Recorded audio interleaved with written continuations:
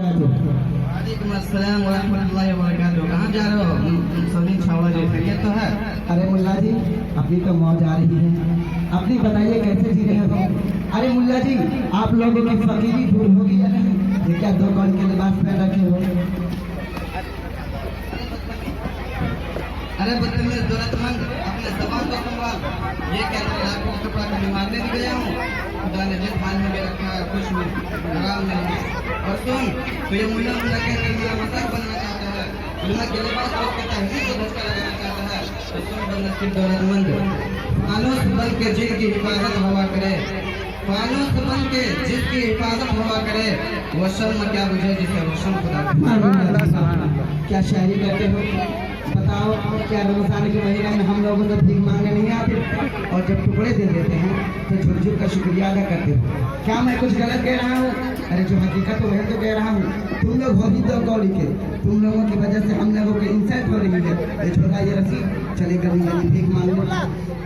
हमें बहुत अफसोस हो रहा है तुम्हारी जाहिलियत पर। पहले तो मैं सोचता था कि तुम मगरूर हो, घमंडी हो, और अब मालूम होता है कि तुम जाहिल भी हो। तुमने जो रमजान की बात कही है, क्या वो किसी दर्जे में सच है? तुमने जो रमजान की बात कही है तो इसका जवाब ये है कि हम अपने लिए नहीं बल्कि मेहमान रसूल के लिए मांगते हैं। और जो कुछ भी तुम देते हो वो तुम अपने बाप का नहीं, वो तो अल्लाह का हक देते हो। अल्लाह से दुआ करो कि अल्लाह मेरी रोज़ी निकाल दे ताकि हम लोग तुम्हारे यहाँ थोड़ने भी ना जाएं। तुमने देखा कभी गरीबों से मांगते हुए, बेवाओं से मांगते हुए? हरगिज़ नहीं।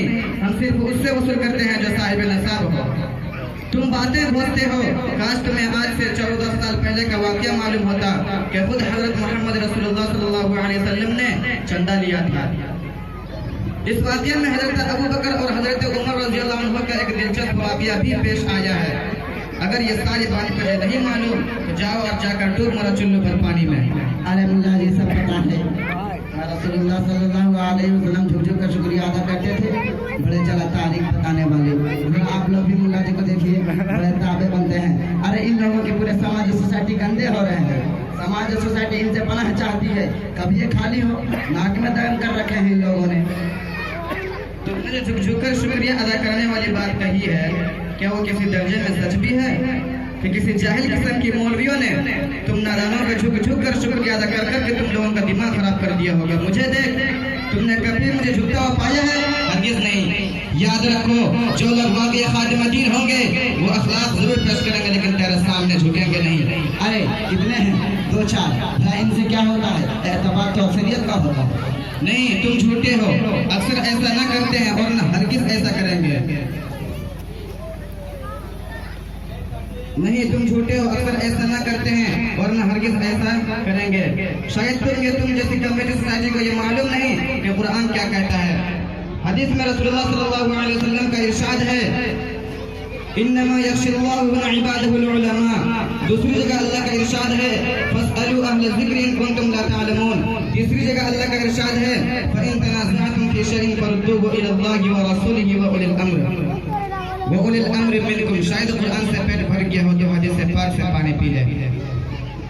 हदीस में रसूलुल्लाह सल्लल्लाहु अलैहि वसल्लम का इरशाद है, नबियों की वारिस उलमा है। नबियों ने इल्म दीन को विरासत में छोड़ा है।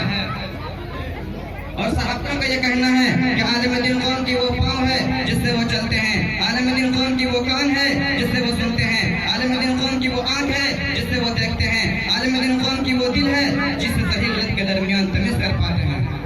अच्छा, तो अपने आप को बड़ा काबिल समझता है, तो बता कि इस्लाम की बुनियाद कितनी चीज़ों पर है? अरे ये तो बड़ा भारी सवाल है, मुझे तो मालूम नहीं इसका जवाब क्या होगा। अब आया हाथी चूहे के बिल में। अब तो समझ में आ गया कि हम लोग इस 2 पैसे के कपड़े में कितना कुछ जानते हैं।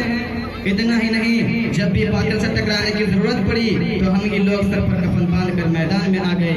याद करो वो तारीख, अंग्रेज का मुकाबला करने के लिए शाह वलीउल्लाह, मुहद्दिस दहलवी, शाह अब्दुल अजीज, शेखुल हिंद, महमूद हसन देवबंदी और मौलाना कासिम नानवी मैदान में आए। राजा रंजीत से टकराने के लिए शाह इस्माइल शहीद मैदान में आए। राजा रंजीत ने रसूलुल्लाह सल्लल्लाहु अलैहि वसल्लम को गाली दी थी। हजरत ने कसम खाई थी कि मैं उसका काम तमाम करूंगा, लेकिन जब हजरत का सर कट गया तो हजरत अपने कटे हुए सर को लेकर दौड़े और राजा रंजीत का काम तमाम कर दिया। इतना ही नहीं, जब कादियानी फितना में सर उभारा तो अल्लामा कश्मीरी मौलाना सनाउल्लाह अमृतसरी मैदान में आए। इतना ही नहीं बल्कि आज भी बहुत सारे उलमा इस जमात से टकरा रहे हैं। अरे मौलाना, आप तो बड़ा भारी सवाल कर रहे हो, भला हम लोगों को इसका जवाब कहाँ से आएगा? अच्छा तो ठीक है भाई साहब, ये आपके साथ कौन है? ये मेरे दोस्त हैं जो अमेरिका में रहते हैं। ये बहुत बड़े बिजनेसमैन हैं, इनका नाम नौशेर पाशा। तो क्या मैं भी इससे कुछ सवाल पूछ सकता हूँ? क्यों नहीं, जरूर। तो भाई साहब अब हमें ये बताइए कि गुस्ल में कितने प्राइज होते हैं? अरे मुल्ला जी, तुमने हमको नीम जाहिली समझ रखा है क्या? इस सवाल का जवाब तो मेरे लिए कुछ नहीं है। लीजिए जवाब सुनिए। गुस्ल में 3 प्राइज है। नंबर 1 गर्म पानी का होना, नंबर 2 साबुनदानी का होना और नंबर 3 ऊपर से नीचे तक पानी ही पानी होना। वाह पाशा साहब, वाह। भाई साहब जरा अपना नाम भी आप बता दीजिए। मेरा नाम सोहेल पाशा है। सुहेल पाशा, अच्छा तो आप मुसलमान हो, तो आप हमें ये बताइए कि एक मुसलमान के ऊपर कितनी नमाजें फर्ज है? अरे मौलाना साहब, नमाज मैं बड़ी पाबंदी से पढ़ता हूँ। इस सवाल का जवाब तो मेरे लिए कुछ नहीं, यूं चुटकियों में बता दूंगा। लीजिए जवाब सुनिए। नंबर 1 जुमा की नमाज, नंबर 2 ईद की नमाज, नंबर 3 बकरा ईद की नमाज। वाह पाशा साहब, वाह। कितना अफसोस की बात है ये लोग अपने आप को मुसलमान कहते हैं। आप लोगों को तो दिन की बुनियादी बातें भी नहीं मालूम।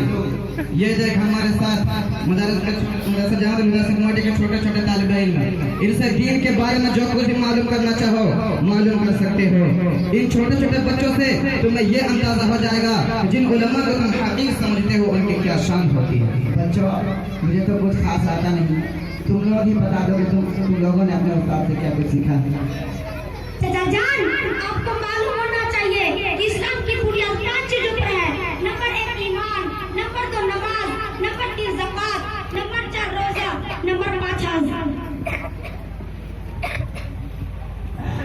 मुझे तो अफसोस हो रहा है कि दुनिया में ऐसे भी मुसलमान होते हैं जिनको गुस्ल का फर्ज भी मालूम नहीं। सुनो मैं बताता हूँ। नंबर 1 मुंह भरकर कुल्ली करना, नंबर 2 नाक में पानी डालना, नंबर 3 पूरे बदन पर इस तरह पानी बहाना के एक बाल के बराबर सुबह रहे।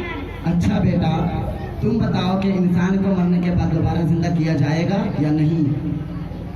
जी अंकल, इंसान मरने के बाद दोबारा जिंदा किए जाएंगे और हिसाब और किताब भी होगा। नेक लोगों को उनके नेकी के बदले जन्नत मिलेगी और बुरे लोगों को उनकी बुराई के बदले जहन्नम मिलेगी।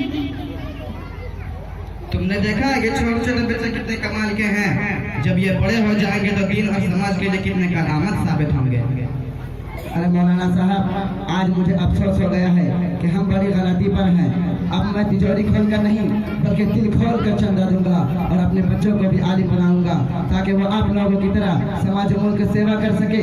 तो अब मैं अल्लाह से तौबा करता हूँ कि अल्लाह हम उलमा को कभी हकीर नहीं समझूंगा बल्कि उनकी इज्जत करूंगा और अपने बच्चों को भी आलिम बनाऊंगा ताकि वह आप लोगों की तरह दिन और समाज कौम की सेवा कर सके। तो ठीक है मौलाना साहब, आप हमें माफ कर दीजिए। अच्छा ठीक है, याद रखो अगर आज ये उलमा, ये मदारिस, ये दीनी तहरीकें न होती और उलमा रशीद लेकर दर न भटकते तो तुम और तुम्हारे बच्चे इस्लाम ही से फिर गए होते। तुम्हें और तुम्हारे बच्चों को ये तक पता नहीं रहता कि मुसलमान किसे कहते हैं और इस्लाम होता क्या है। न समझोगे तो मिट जाओगे हिंदुस्तान वालों, न समझोगे तो मिट जाओगे हिंदुस्तान वालों। तुम्हारी दास्तान तक भी न होगी दास्तानों में।